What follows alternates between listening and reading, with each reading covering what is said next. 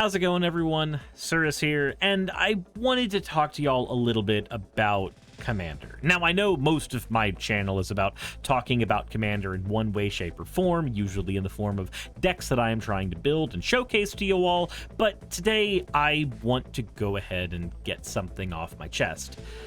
I think I actually agree with some of the consensus that Commander's a broken format, with no real way to properly curate it.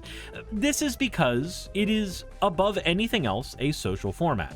Whereas if we were playing, say, Modern, we can see that there are certain cards that show up in a certain amount of games and create a particular play pattern that you and I may not find enjoyable. And after enough games of not finding it enjoyable, we may agree that the card is unfun to play against. But that's not going to stop the card from being legal for play. Unless, of course, you get extremely lucky and Wizards of the Coast realizes that a particular card they printed was a mistake and needs to be banned. There are some people who strangely have this idea that cards should never be banned in Magic the Gathering, and I'm going to go ahead and give an argument against that. To argue that no card should be banned in Magic in any format ever is weird. There's only a handful of people I've ever heard express that emotion, but the argument basically goes like this. If the card is printed, it should be playable. There should be no reason why a human being who buys a card shouldn't be allowed to use it.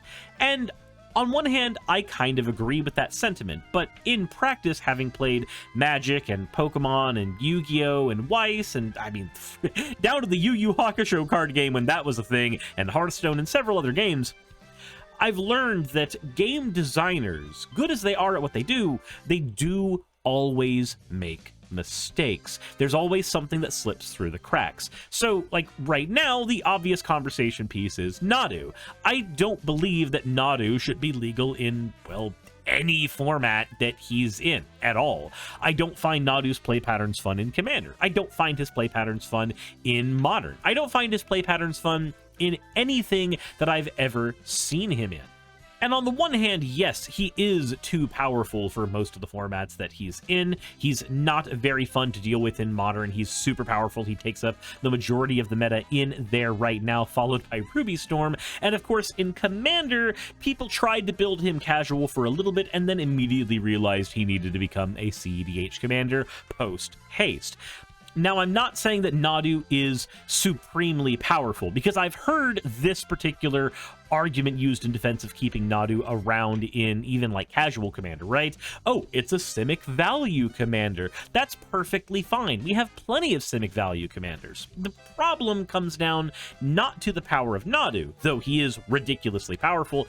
The problem comes down to the play pattern. And what I mean by that is when a player is playing Nadu, nobody else is interacting. Nobody else is playing. Everybody is watching the Nadu player play. They have to take a series of game actions, usually 1 to 3, in order to cause a single instance of something to happen. They need to take Shuko or Lightning Greaves or whatever equipment they are using and move it around the board multiple times in order to get the effects of Nadu. Each time they do, they will get a draw and then maybe a landfall trigger, and this landfall trigger will usually create a token. So there's a 1 to 3 step process every time you choose to do that equipment move. And when you do that equipment move in a game of Commander, there's only one thing you're going for. There's only one card you are attempting to get to, and it's this one right here, Thassa's Oracle. And this is going to lead me to another section of this conversation entirely, but the problem I run into with decks like Nadu and even decks like, say, Joyra is that they have one play pattern. They want to do one singular game action about 98 times so that they can get every card out of their deck and then drop Thassa's on the board, and that is their primary way to win. Now, this is not a problem in cEDH. In competitive Commander, where everybody's entire focus is ignore the rule zero conversation, then I think that it's way more understandable to run something like this, because you're not trying to have, I'm going to go ahead and say it the most mean way possible, you're not trying to have a fun game. You are trying to have a game with power, irrespective of how much fun can or cannot come out of it. And I think that people might take abrasion to that statement to begin with when it comes to cEDH, but that's the same way that Modern is, that's the same way Standard is, and that's the same way that Pioneer is. The goal is not to have fun, the goal is to win. And if you do not believe that that is the case, then you and I are playing two different games when we are in competitive mindsets. If you sit down to a table of cEDH, if you have fun, that is secondary. But to win is the primary focus. When you sit down to a game of Standard or Modern or Legacy, your goal isn't to have fun. Your goal is to kick the snot out of your opponent as hard as humanly possible. That is your primary goal. And fun may be a secondary goal. You may get it. Though there are some people who have a very unhealthy time with Magic and other games where their fun is directly tied to the winning. They can't have fun despite having a loss. But this leads me to probably the thesis of this video. We're not here just to talk about Nadu and the Commander format in general. We're here to ask us very specific question. What kind of commander are you trying to play? Not what commander are you trying to play, not which person you're trying to put in the command zone. No, what kind of commander are you attempting to play? In my experience, there are 5 distinct kinds of commander games. There are beginner games where anything can happen and variance is wild. People grab a handful of precons, somebody sits down at the table who doesn't know that the players are new. Any number of things can happen. This is the area of Magic that has not the lowest power, but the highest variance. Beginner games are the ones where nobody understands how to have a Rule Zero conversation, that the Rule Zero conversation should even happen in the first place, and everybody just throws whatever they want on the table. One tier above this, though, is a jank casual game. These games are very, very rare, and they're very, very rare because of the aforementioned question, what kind of game of Commander are you trying to play? Are you trying to win, or are you trying to have fun? Now, obviously, the goal of a Commander game is to win, but if your primary goal is winning, then why wouldn't you stack your deck with every powerful tutor you can imagine? Throw the Demonic Tutor in to get your win con, the Vampiric Tutor, the Enlightened Tutor. Make sure that your board wipes are all asymmetrical like Cyclonic Rift and can be used in conjunction with each other. Make sure that there's tons of fast mana like Soul Ring and Mana Crypt. Make sure that there are cards that deliberately slow the game down for your opponents and create an unfun play pattern for everyone, like Rhystic Study and Smothering Tithe. There's no reason not to add all of those cards to your commander deck if your goal is to win. And I think that's where we have the hang-up. Some people, their goal is to make their deck do a cool thing. And if that thing ends up winning the game, then so be it. But a lot of times it's just to make the deck do the cool thing. Oftentimes a beginner who's just trying to figure out what their deck can do, that is their goal. They are wanting to see what their deck can do, and if they win, they're happy about that, but they might be happy even if they lose. If your goal is to have fun, then your goal is to select cards for your deck that enable that kind of play pattern of just fun board gamey nonsense. And this is where jank casual is something that people try to argue that they have played, but then let me give you an example of an experience that I've had. So, for those who are unaware of a particular commander called Beamtown Bullies, this commander is an interesting one on paper. It seems like it's going to be one of the most fun experiences you've ever had. Beamtown Bully says, target opponent whose turn it is puts a non-legendary creature from your graveyard onto the battlefield under their control. Now, this seems like there's so many fun things you can do with this, right? But the problem that I run into with a commander like this is that while he looks super fun on paper, the reality is that's not what's going to happen in any game with him. Just like how there are decks that focus on getting Thassa's Oracle on the board as fast as possible, every Beamtown Bullies deck I've ever fought has had a leveler in it. The entire point of the deck is to get leveler into the graveyard with some kind of entomb effect, and then let Beamtown Bullies throw the leveler into that person's field, getting rid of their entire deck and causing them to automatically lose the game. Now, Am I saying that winning the game is bad? Absolutely not. I build every deck that I want in a way that should be able to win a game. However, Beamtown Bullies decks look like fun decks. They look like jank casual decks, because who wouldn't want to gift a bunch of goofy, nutty creatures to your opponent's boards? But the reality always is the creature that you end up gifting is something like this, where one player just gets taken out of the game with very little chance to actually respond to what has happened, and then that's it. They're out and they get to go do something else. Did you have fun? Did you enjoy the game? Did you make sure that everybody else at the table was having a fun time? If the answer is no, then you all walked into the game having one conversation when you should have had another. The conversation you probably had was one about power levels, in which case you said, oh, I have Beamtown Bullies. It puts a bunch of janky stuff into the graveyard, and then sometimes it wins with this particular combo. And to you, that may seem janky, but I'm going to be honest, what that actually is something between a high-powered casual deck and a cEDH deck. Now, it is not a cEDH deck. It cannot be a cEDH deck. Beamtown Bullies does not have the consistency, does not have the tools, does not have what it needs to be a cEDH deck. Leveler killing a single player is not the power of cEDH. But what it is the mentality of cEDH. You see, the mentality of using Beamtown Bullies and trying to get a leveler in the graveyard is no different than the mentality of using Nadu and trying to dig for a Thassa's Oracle. The only difference, and in fact the two things that separate these combos from each other, is that the Beamtown Bullies does not itself create the scenario where you can get the card. It just capitalizes on having the card. So it requires tutor effects to function. Nadu, on the other hand, is the actual engine that drives the entire deck, so Nadu doesn't need a specific piece to work. He needs any number of pieces and he will function.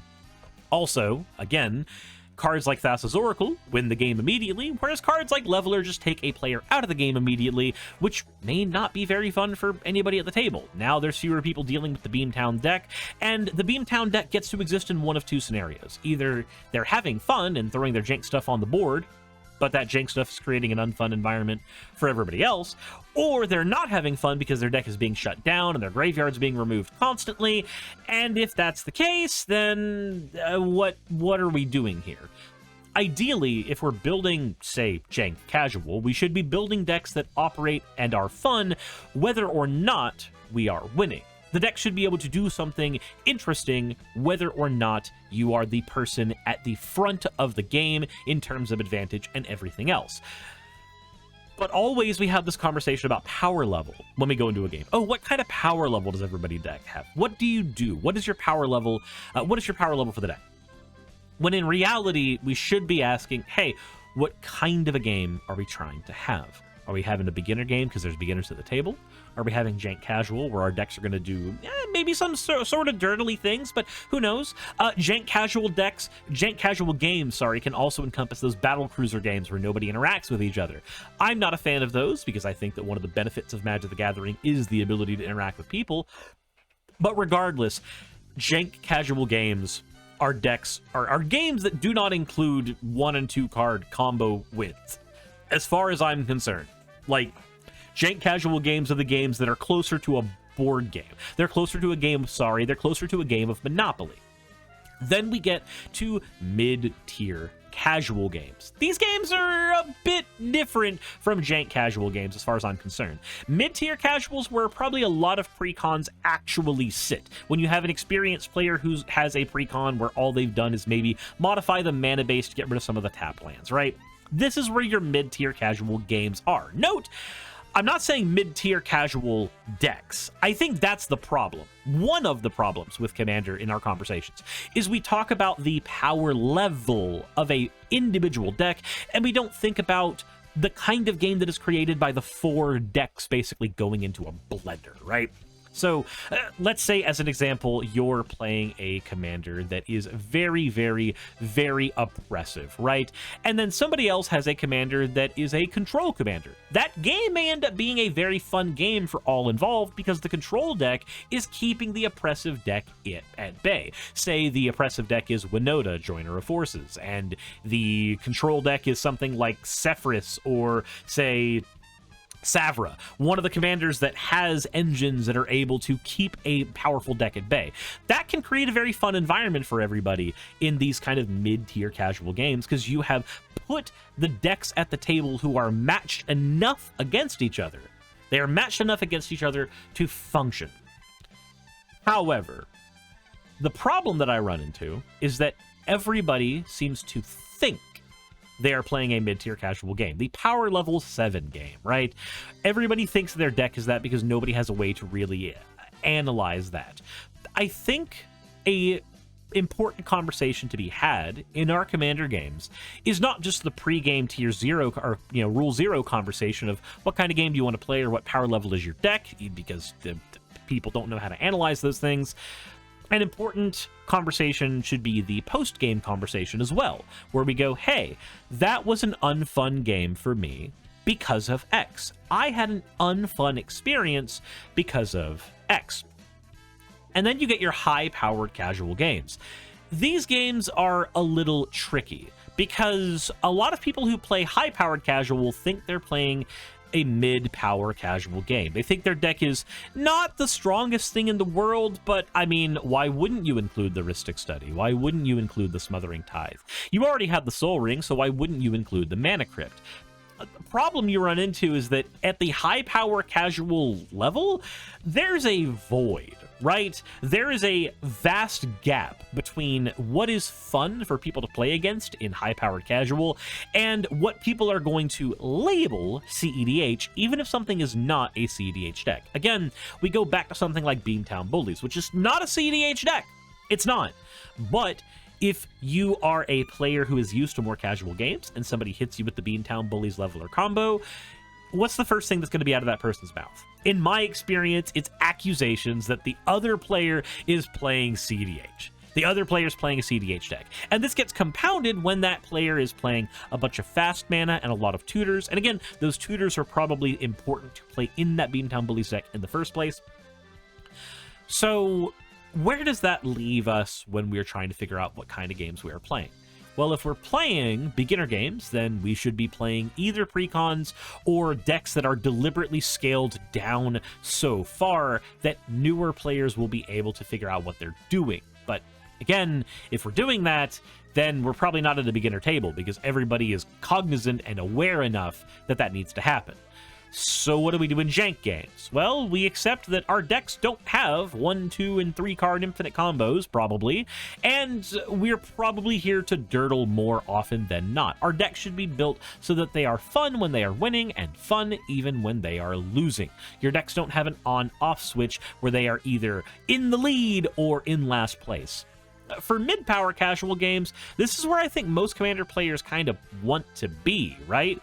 Maybe in these kind of games, you don't run your fast mana, you don't run your tutors, you don't run your 2-card infinite combos, you run decks that are built entirely on synergy engines. You're playing elves or dragons or something like that, where the entire goal is to create a board state of a bunch of creatures that do something together that is fun. And if people disrupt it, then that's fine. You're going to disrupt your opponent's plays too.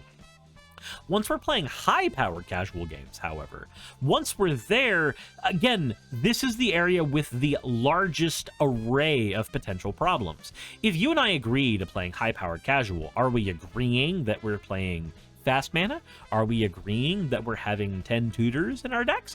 Are we agreeing that the kind of game we want to have is one where we basically don't interact with each other except for one big moment in the game where there's a 12-card high stack of interaction, and then finally one player comes out the winner on turn 4? Because if that's the case, then we're just playing cEDH instead. We're not playing high-powered casual anymore. We're just playing cEDH. And the biggest issue with all of this is that I made this all the hell up. I made every single one of those categories up. None of this is definitive. None of this is anything because Commander is such a social format with so many variables in its gameplay for its players and everything that it is probably impossible to come to a consensus on everything. We can agree on certain social faux pas in Commander, right? But most of those are going to be had in the conversation after the game.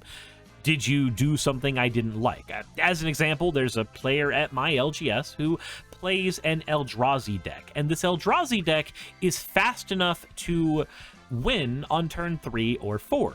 It's not a cEDH deck, but it is running Ancient Tomb and Mana Crypt and Mana Vault and every other form of fast mana humanly possible, and it's a 5-color deck, so it's got Ulalek, which means the deck is able to go ridiculously fast and have access to all manner of removal. And oh, by the way, all of the removal in the deck is free removal, because it's all stuff like Deadly Rollick and Fierce Guardianships and Force ofs, cards that don't cost mana to do their thing. So there's no real way, there's no tangible way when you're at a quote high-powered casual game with this deck to do interaction to it in any meaningful sense, because it always has free spells available. Now, part of this is obviously Wizards making 5-color Eldrazi being a stupid idea, but this problem would exist in any 5-color deck at all. And I'm not saying this to disparage this particular player. This is an example of a deck that I don't have fun playing against,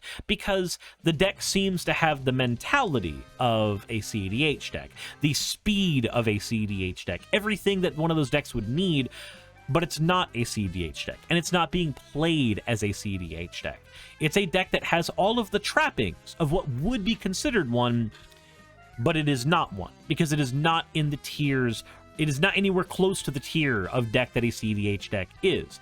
cEDH is basically a separate format entirely from what we know as Commander, whereas in regular Commander, you find a legendary creature that you might want to run. In cEDH, you basically just look at a tier list and go, oh, this thing has a degenerate play pattern, it's what I'm going to do, and it's how I'm going to win. It's why Joyra and Nadu cEDH work as well as they do. It's why Tymna the Weaver and Crom works as a deck. It's got all the colors it needs to have all the tutors to do the infinite combos that it needs to win. cEDH is almost a separate format. And the beauty of cEDH is that there is no Rule Zero conversation, nor is there a post-game conversation over what was fun or what wasn't fun, because that's not the goal. Like stated at the beginning of the video, the goal is to win. The fun is secondary. All of these other categories that I've used, beginner, jank, mid-power, high power, all of these are important for only one reason: trying to figure out if the players at the table's goals are to win or to have fun. And if your goal is to have fun, but the way you have fun is by winning, then no, your goal is to win. And there's nothing wrong with that. Magic the Gathering is such a big game that you're able to have that kind of fun. There's 60-card competitive formats for you. There's cEDH for you. And if everybody at your table is on board with that being the specific way that the game is going to go, then you've got a Rule Zero conversation completely solved, and you get to go have that super fun game because you're trying everything in your power to win. But I think an important conversation to begin having, both before the games we have of Commander and after the games we have of Commander, is: are you here to win, or are you here to have fun? Did you pick your commander because it's the most powerful commander and does the best thing? Did you select the cards in your 99 because they are the best at what they do?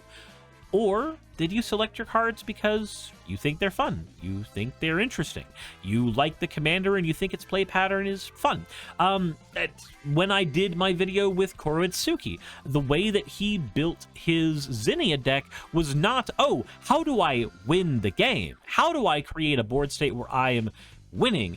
It's, hey, that's a bird. Zinnia's a bird. Bloomburrow has birds. Let's run birds. Let's run as few humans as possible. Let's do that. While the deck is certainly still a powerful deck and can still win a game, the primary focus seemed to have been fun. And I think a lot of Magic the Gathering players have kind of forgot, or maybe even never knew, to have that conversation. Whether they're trying to win, or whether they're trying to have fun. If you're treating Commander like a chess game, your goal is probably to win. If you're treating Commander like a game of Monopoly, your goal is probably to have fun.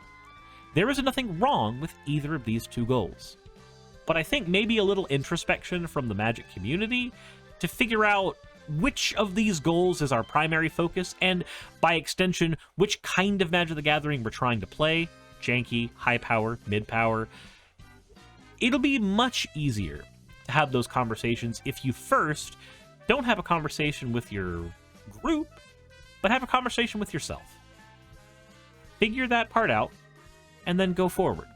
If a particular card or play pattern is unfun for you to play against, it's probably very unfun for you to run for all the same reasons. And it's probably not, it's literally fallacious to say, oh, well, this other person's running it, then I should run it too. That is an et-tu fallacy. Whataboutism doesn't actually work here. Sorry to bring, like, Philosobro logic into this. I know that's cringy as hell, and I'll go find my fedora out the door, but I still think we need to have more conversations about what our actual goals are for Commander. Are we doing this as a substitute for a competitive game? Are we doing this just to have fun with our friends? What are we trying to do? And if you have that conversation more often with yourself, it'll make it a whole lot easier to have pre- and post-game conversations with your group. That all said, that was my rant. Sorry, I'll have more deck techs available later in the week, but I just wanted to get all that off my chest. Thank you all for watching. If you want to subscribe, go ahead and do that. And as always, everyone, insert end of video tagline here. Hey, just wanted to give a quick thank you to all of my wonderful patrons who help keep me afloat and help keep this channel going. YouTube and Twitch are wonderful platforms, but at the end of the day, stability is not one of their strong suits. If you want to support my channel, then obviously Patreon is one of the best ways of doing that. Link is in the description. But I do want to personally thank everybody who has contributed to the channel. Those people would be Red Joker, Purple Poundini, Jemshin, Britzkrieg, Jupe the Malignant, Michael, Ravelern, Mabbity Babbity, Astral Frontier, Autumn and Angel, Nixie Chan, Mark Anthony, Victorian Alchemist, I'm not saying the last part of that, and you know that. Arcton Arclacier, Kiratorian, Dren Hadamata, Jordan M, John L, Lord Bleck, Smiling Game Master, and Fireshard. And everyone else who supports my channel and lets me do what I do full time. This is a dream job of mine that I never believed that I would be able to take full time, and with your help, I've been able to do it. So thank you so very much for that. Thank you for watching the video. I hope you all enjoy, and I hope you all are having a wonderful time.